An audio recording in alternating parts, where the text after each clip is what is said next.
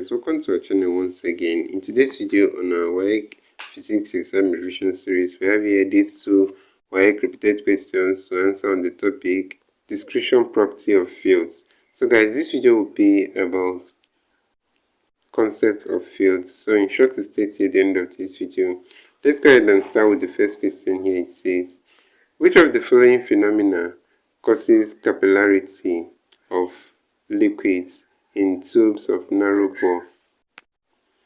We have options: A, surface tension; B, osmosis; C, viscosity; D, Brownian motion.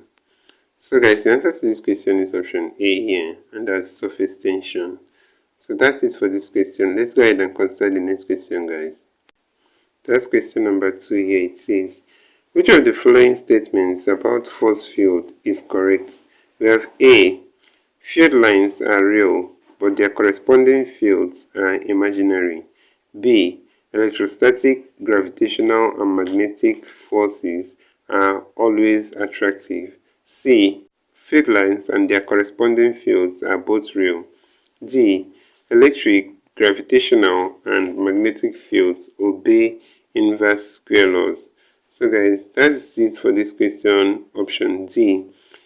Electric, gravitational, and magnetic fields obey inverse square laws. And that's the answer to this question here. That's option D.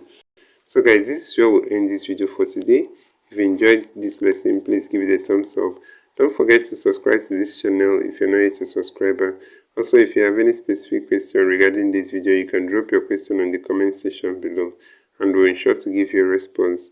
So finally guys, we want to encourage you to join our YouTube channel community where we post major updates on WAEC examination. So this will help you a lot even as you prepare for your WAEC examination for the year. You can join this channel community by hitting the join button below, and we'll see you right there. Thank you once again for watching this video, and see you on the next one.